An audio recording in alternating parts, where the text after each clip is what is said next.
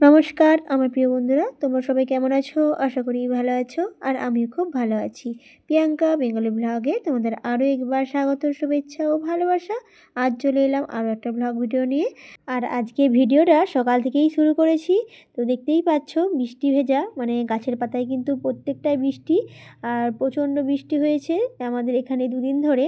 তো অলরেডি একটু থেমেছে সকালটায়, তাই জন্য চলে এলাম সবজি তুলতে। আর দেখো অনেকগুলো ঝিঙ্গা তুলেছি, বড় ঝিঙ্গা, আর এবার চলে এলাম ছোটো ঝিঙ্গা তুলতে। একসঙ্গে দেখো অনেকগুলো করে ঝিঙ্গা হচ্ছে, যদিও মানে বড় বড় দেখে তুলে নিচ্ছি। আর এটা কিন্তু পটল ঝিঙ্গে, মানে এই ঝিঙ্গার সাইজটা ছোটো ছোটো। অনেকেই জানো এই ঝিঙ্গার সাইজটা ছোটো ছোটো হয়, খুব একটা বড় হয় না।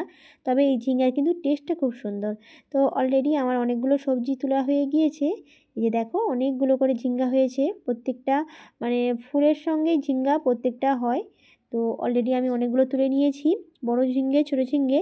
আজকে রেসিপিতে কিন্তু ঝিঙ্গারও রেসিপি রয়েছে, ঝিঙ্গার ভর্তা। তো দেখতেই পাচ্ছ বড় একটা ঝিঙ্গা তুলে নিয়েছি, আর এতগুলো ছোটো ঝিঙ্গা তুলে নিয়েছি। এবার চলে যাব বেগুন তুলতে, কারণ গাছে বেগুনটা বেশ ভালোই হচ্ছে এই সময়। অনেকগুলো করে বেগুন হয়, প্রতিদিনই প্রায় তুলে নিতে হয়, না হলে মানে বিচে হয়ে যাওয়ার সম্ভাবনা থাকে। তো অলরেডি আমি বড় বড়গুলো তুলে নিচ্ছি এই বেগুনগুলো। তারপরে আমি সমস্ত তুলে নিয়ে চলে যাব রান্নাঘরে রেসিপির জন্য। আর এই বর্ষায় না বেগুন কিন্তু খুব ভালোই হয়, মানে পোকা লাগে না। দেখতেই পাচ্ছ প্রত্যেকটা বেগুনে কিন্তু খুব একটা পোকা নেই, একদম ভালো, বেশ বড় বড় বেগুন হয়েছে। তো অলরেডি আমি সমস্ত বেগুনগুলো তুলে নিচ্ছি। এবার চলে যাব রান্নাঘরে, আর কতগুলো সবজি তুললাম সেগুলো কিন্তু পুরোটাই শেয়ার করব। আর কি কি রেসিপি করলাম সেগুলোও কিন্তু তোমাদের সাথে শেয়ার করব। তো চলো বন্ধুরা, কী কী রান্না করি সেগুলো পুরোটাই তোমাদের সাথে শেয়ার করি। তো দেখতে থাকো বন্ধুরা। আর আমরা চলে যাচ্ছি এবার রান্নাঘরে, কী কী সবজি তুললাম পুরোটাই শেয়ার করে নিচ্ছি। তো অলরেডি আমি চলে এলাম রান্নাঘরে।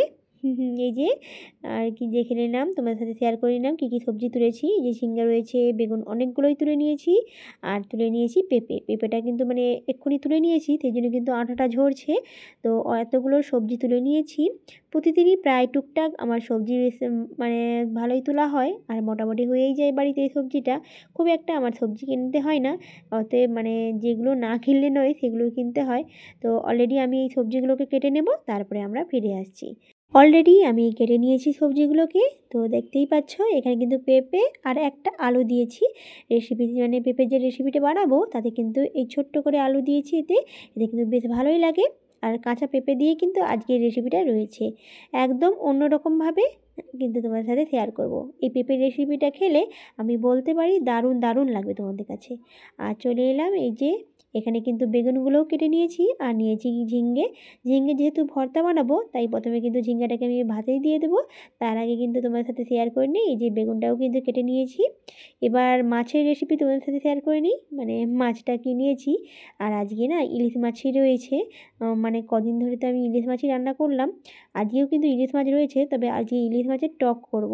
কাঁচা আম দিয়ে ইলিশ মাছের টক, একদম অন্যরকমভাবে। তো দেখতেই পাচ্ছ এখানে কিন্তু কাঁচা আমটাকে কেটে নিয়েছি, আর দুটো আম দিয়েছি কাঁচা। আর চলো বন্ধুরা, প্রথমে মাছটাকে আমি ভেজে নিই, তারপরে চলে যাব টক রেসিপিতে। তো প্রথমে আমি মাছটাকে ভেজে নিচ্ছি নুন হলুদ মাখিয়ে, তারপরে এক এক করে কিন্তু মাছগুলোকে আমি ভেজে নিচ্ছি। তো অলরেডি আমি মাছগুলোকে দিয়ে ভালো করে ভেজে নেব। এপাশে মাছটা ভাজা হোক, আর অন্যদিকে আমি ঝিঙ্গা ভর্তাটা করে নিই, মানে ঝিঙ্গাটা ভাতে দিয়ে দিই। আর ভর্তা বানানোর জন্য ঝিঙ্গাটাকে আমি অবশ্যই ভাতে দিয়ে দেবো, কারণ সেদ্ধ করলে কিন্তু অতটা স্বাদ আসে না। মানে ঝিঙ্গাটা অতটা স্বাদ আসে না, কিন্তু ভাতে দিলে কিন্তু এই ভর্তা রেসিপিটা কিন্তু দারুণ লাগে। সেই জন্য আমি কিন্তু বেশিরভাগই ভাতে দিয়েই ঝিঙ্গা ভর্তাটা বানাই। তো দেখতেই পাচ্ছ ভাতেই দিয়ে দিচ্ছি এক এক করে। এবার আমরা চলে গেলাম অন্যদিকে, মানে অলরেডি আমার মাছটা কিন্তু ভাজা হয়ে গিয়েছে বন্ধুরা। একটা মাছ যদিও বা ভেঙে গিয়েছে, মানে দেখতেই পাচ্ছ প্রথমে আমি তেলটা গরম হয়নি দিয়ে দিয়েছিলাম, সেই জন্য একটু চিটে গিয়েছিল। তো অলরেডি ওই জন্য মাছটা একটা ভেঙে গিয়েছে। তো বন্ধুরা আমি কিন্তু তুলে নিয়েছি। আর দেখো আমটা রয়েছে, আর রয়েছে সর্ষে বাটা, সর্ষে বাটাটাও কিন্তু রয়েছে। এবার প্রথমে আমটাকে আমি দিয়ে দিচ্ছি, আমটা দিয়ে একটু নাড়াচাড়া করে নেব। অবশ্যই এখানে একটু নুন দিয়ে দেবো আমের সাথে, তাহলে কিন্তু মানে ভালো করেই আমটার সঙ্গে নুনটা ঢুকে যাবে। তো অলরেডি টকে কিন্তু একটু নুনটা বেশিই লাগে। আর দেখো সর্ষে বাটাটা যে রয়েছে তাতে আমি জল দিয়ে দিচ্ছি, একদম অন্যরকমভাবে কিন্তু আজ এই টক রেসিপিটা বানাবো, ইলিশ মাছের টক। তো দেখতেই পাচ্ছ সর্ষে বাটায় জল দিয়ে একটু গুলিয়ে নিচ্ছি, তারপরে আমি ছেঁকে নিচ্ছি এই ছাঁক নিয়ে। এতে কিন্তু সর্ষের যে খোলাগুলো রয়েছে সেগুলো ছাঁকনির উপরে আটকে রয়ে যাবে। এছাড়া এই যে জলটা রয়েছে মানে বাটার যে মশলাটা সেটা কিন্তু নিচে নেমে যাবে, অর্থাৎ মানে ছাঁকনির নিচে। তো অলরেডি কিন্তু আমি সর্ষের খোলসগুলো ফেলে দিচ্ছি। এতে কিন্তু এই টকটা দারুণ লাগবে, একদম খসখসে ছাড়া এত সুন্দর লাগবে টকটা বলার বাইরে। তো দেখতেই পাচ্ছ অলরেডি কিন্তু আমি ছেঁকে নিয়েছি। এই যে পুরোটা কিন্তু ভালো করে ছেঁকে আমি খোলটাকে ফেলে দেব। আর এই মানে এই জলটা দিয়েই কিন্তু রেসিপিটা বানাবো। তো অলরেডি কিন্তু আমার মানে আমটা কিন্তু ভালো করে ভাজা হয়ে গিয়েছে। এবার দিয়ে দিচ্ছি হলুদ গুঁড়ো। এবার হলুদ গুঁড়ো দিয়ে একটু নাড়াচাড়া করে নিচ্ছি। তারপরে আমি সর্ষের জলটা দিয়ে দেব। তো অলরেডি আমার কিন্তু ভালোভাবে ভাজা হয়ে গিয়েছে। এবার আমি সর্ষের জলটা দিয়ে দিচ্ছি। সর্ষে জলটা দেওয়ার পর একটু নাড়াচাড়া করে নেব, একটু ফুটিয়ে নেব, কারণ কাঁচা সর্ষেটা যেহেতু রয়েছে একটু ফুটিয়ে নিলে বেশ ভালোই লাগে। তারপরে কিন্তু আমি বেশি করে জল দেব। প্রথমে কিন্তু আমি সর্ষেটাকে একটু ফুটিয়ে নিচ্ছি, মানে এতে কিন্তু সর্ষের যে একটা কাঁচা ফ্লেভার থাকে সেটা কিন্তু থাকবে না। তো দেখতেই পাচ্ছ একটু ফুটিয়ে গিয়েছে। তারপরে কিন্তু আমি জলটা একটু বেশি করে দেব এখানে। তো অলরেডি আমি জলটা দিয়ে দিচ্ছি একটু বেশি করে, যে যেমন টক খায় সেরকম অনুযায়ী দেবে অবশ্যই। আর এখানে আমাদের একটু টকটা বেশি খায়, সেই জন্য কিন্তু আমি মানে জলটা একটু বেশি করে দিয়েছি। আর দিয়ে দিচ্ছি কাঁচা লঙ্কা 4টা। আর কাঁচা লঙ্কা এভাবে দেওয়ার কারণ অনেকে না মানে টকের সঙ্গে এই লঙ্কাটা মুলে খেলে না দারুণ দারুণ লাগে। সেই জন্য না আমাদের বাড়িতে মানে টকটা খাওয়া হলে টকে কিন্তু কাঁচা লঙ্কা মানে সেদ্ধ হওয়ার পরে যে মুলতে হয়, লাস্টে মুলে খেলে কিন্তু দারুণ লাগে, সেই জন্য কিন্তু কাঁচা লঙ্কাটা দিয়েছি। তো দেখতেই পাচ্ছ বন্ধুরা আমার কিন্তু হয়ে গিয়েছে, ফুটে গিয়েছে। তারপরে আমি মাছগুলো দিয়ে একটু নাড়াচাড়া করে একটু ফুটিয়ে নিচ্ছি আরও কিছুক্ষণ।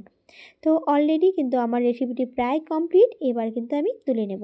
তো দেখো বন্ধুরা তুলে নিয়েছি, খুব সুন্দর কিন্তু একটা টকের রেসিপি কমপ্লিট।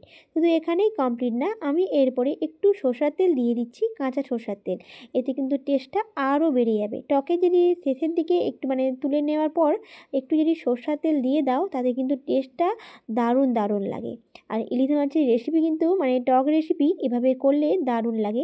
তোমরা যদি এভাবে রান্না করো আমি বলতে পারি খুবই ভালো লাগবে তোমাদের কাছে। তাই অবশ্যই তোমরা কিন্তু এই রেসিপিটা বাড়িতে একবার ট্রাই করো। তো এবার আমরা চলে এলাম দ্বিতীয় রেসিপিতে। আর এই দ্বিতীয় রেসিপি বেগুন ভাজা করে নিচ্ছি।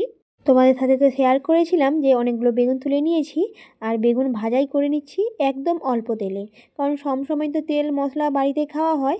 আর আমরা যদি অল্প তেলে এভাবে ভাজা করি কিছুক্ষণ ঢাকনা দিয়ে, তাহলে কিন্তু অল্প তেলে বেগুন ভাজা খুব সুন্দর হয়ে যাবে। এছাড়া কিন্তু মানে সেদ্ধ বলো ভাজা বলো সব কিন্তু দারুণ লাগবে, খেতেও কিন্তু কোনো অংশে কম লাগবে না। এভাবে যদি অল্প তেলে কিছুক্ষণ ঢাকনা দিয়ে যদি বেগুন ভাজা করা যায়। তো দেখতেই পাচ্ছ বন্ধুরা বেগুন ভাজা কিন্তু তুলে নিয়েছি, দেখো কত সুন্দর লাগছে। একদম মনে হয় না যে কম তেলে কিন্তু বেগুন ভাজাটা আমি করে নিয়েছি। আর আমাদের বাড়িতে না তেল মশলা একটু সবসময় কম খাওয়ার চেষ্টা করি, কারণ তোমার দাদাভাই একটু তেল মশলা সবসময় বলে কম করে দিও। সেই জন্য কিন্তু আমি বাড়িতে সবসময় বেশিরভাগই কম মশলায় রেসিপিগুলো বানাই। তো তোমাদের কাছে যদি ভালো লাগে তোমরা কিন্তু অবশ্যই লাইক আর সাবস্ক্রাইব করে দিও, আর শেয়ার করতে কিন্তু ভুলো না বন্ধুরা। দুটো রেসিপি কিন্তু আমার কমপ্লিট বন্ধুরা। এবার চলে এসেছি তৃতীয় রেসিপিতে। আর তৃতীয় রেসিপি রয়েছে পেঁপে যে তুলে নিয়েছিলাম পেঁপের রেসিপি। আর তো দেখতেই পাচ্ছ পেঁপের রেসিপিতে কিন্তু বড়ি দিয়ে রান্না করবো আজকে। অলরেডি বড়িগুলো ভেজে নিচ্ছি। এই যে বড়িগুলো কিন্তু ভাজা কমপ্লিট, এবার কিন্তু আমি তুলে নিচ্ছি। আর এই পেঁপের রেসিপির মশলাটা রয়েছে জিরে বাটা, এছাড়া রয়েছে জোয়ান বাটা, আর রয়েছে দু কোয়া রসুন বাটা। বাস, আর কোনো কিন্তু মশলা আমি দিইনি। এই পেঁপের রেসিপিটা কিন্তু আমি একদম অন্যরকমভাবে রান্না করলাম। তো প্রথমে কিন্তু পেঁয়াজটা ভেজে তারপরে আমি পেঁপেগুলো দিয়ে দিচ্ছি। আর অবশ্যই একটু ফুটন দিয়েছি, ফুটন দিয়ে ভেজে তারপরে পেঁয়াজ দিয়ে তারপরে দিয়ে দিচ্ছি পেঁপেগুলো। পেঁপে সবজিটা দেওয়ার পর আমি দিয়ে দিচ্ছি নুন এবং হলুদ, এই দুটো উপকরণ দিয়ে দিচ্ছি। আর দিয়ে দিচ্ছি একটা কাঁচা লঙ্কা। এখানে তোমরা যদি গুঁড়ো লঙ্কাও ব্যবহার করতে পারো, কোনো অসুবিধা নেই। তবে আমাদের কাঁচা লঙ্কা খাই, সেই জন্য আমি কাঁচা লঙ্কাটাই দিয়ে দিচ্ছি। আবার আমার ছেলে কাঁচা লঙ্কাটা মানে ঝালটাই খুব একটা খায় না, সেই জন্য কাঁচা লঙ্কাটাকে আমি কেটেই দিয়েছি। তো অলরেডি কিন্তু আমি নাড়াচাড়া করে নিচ্ছি, একটু ভেজে নিচ্ছি আর একটু সিদ্ধ করে নিচ্ছি। এতে কিন্তু পেঁপেটা অনেকটা সিদ্ধ হয়ে যাবে আর অল্প করে কিন্তু জলটাও বেরিয়ে যাবে। ঢাকনা দেওয়ার জন্য জলটা বেরিয়ে যাবে আর সেই জলে কিন্তু মশলাটাও নাড়াচাড়া হয়ে যাবে। আমাকে এক্সট্রা করে কিন্তু এখানে জল দিতে হবে না। তো দেখো বন্ধুরা সবজিগুলোকে একটু নাড়াচাড়া করে নিচ্ছি। তারপরে দিয়ে দিচ্ছি মশলা। মশলাটা তোমাদের সাথে শেয়ার করেছি কী কী মশলা দিয়েছি। এই মশলাটা দিয়ে আরও কিছুক্ষণ আমি নাড়াচাড়া করে নেব, আর মশলাটাকে সবজির সঙ্গে কিন্তু আমি কষিয়ে নেব এভাবে নাড়াচাড়া করে। তো দেখতেই পাচ্ছ বন্ধুরা, এভাবে কিছুক্ষণ নাড়াচাড়া করে নিচ্ছি। মশলাটাকে ভালো করে কষে নেওয়ার পর তারপরে কিন্তু আমি দিয়ে দেবো বড়ি, মানে বড়িটাকে যে ভেজে রেখেছিলাম সেটা কিন্তু আমি দিয়ে দেবো। অলরেডি আমার কষানো হয়ে গিয়েছে। এবার আমি মানে বড়িগুলোকে একটু গুঁড়া করেই দিয়েছি, মানে আধা গুঁড়ো, খুব একটা বেশি গুঁড়া নয়, গোটা গোটা হালকা থাকবে সেরকমই দেওয়ার পর এবার আরও কিছুক্ষণ নাড়াচাড়া করে নিচ্ছি। তারপরে নাড়াচাড়া করার পর তারপরে আমি দিয়ে দেবো জল। বাস, খুব সহজেই কিন্তু এই রেসিপিগুলো কমপ্লিট করা যায়। তো প্রথম দেখো বন্ধুরা, আমি জলটা দিয়ে দিচ্ছি। এবার একটু বেশি করে জল দিয়ে দেবো, কারণ সেদ্ধটা তো করতে হবে সবজিটা। অলরেডি আমি একটু বেশি করে জলটা দিয়ে দিচ্ছি, দেখতেই পাচ্ছ সেদ্ধ হবার মতো জলটা দিয়ে দিচ্ছি। এবার আমি কিছুক্ষণ ঢাকনা দিয়ে সবজিগুলোকে সেদ্ধ করে নেব। বাস, এইভাবে যদি তোমরা এই মানে পেঁপের রেসিপিটা করো, আমি বলতে পারি এতটা ভালো লাগবে না, আর কোনো তোমরা সবজিই খুঁজবে না, এছাড়া কোনো রেসিপিও খুঁজবে না, এতটা ভালো লাগে। তো দেখো বন্ধুরা, সবজিগুলো কিন্তু জলটা পুরোটা মেরে নিয়েছি, আর দেখো খুব সুন্দর কিন্তু একটা চচ্চড়ি রেসিপি কিন্তু কমপ্লিট, একদম পেঁপে আলুর চচ্চড়ি বড়ি দিয়ে।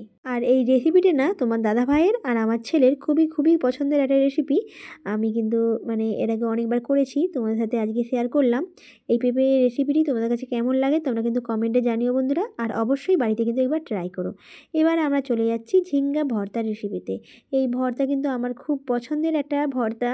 আমি ঝিঙ্গা গাছটা লাগিয়েছিলাম বেশিরভাগই ভর্তা খাবো বলে, মানে ঝিঙ্গের মানে নরম নরম ঝিঙ্গা তুলে নিয়ে যেয়ে এভাবে আমার ভাতে করলে কিন্তু আমার ভীষণ ভালো লাগে, আর কিছু লাগে না। তো অলরেডি কিন্তু আমি লঙ্কা, কাঁচা লঙ্কা দিতেও পারো, এখানে কিন্তু আমি শুকনো লঙ্কাই ব্যবহার করেছি, আর দিয়ে দিচ্ছি কাঁচা সরষের তেল আর নুন, বাস, আর কোনো কিছুই লাগে না কিন্তু আমার এই ভর্তা রেসিপিতে।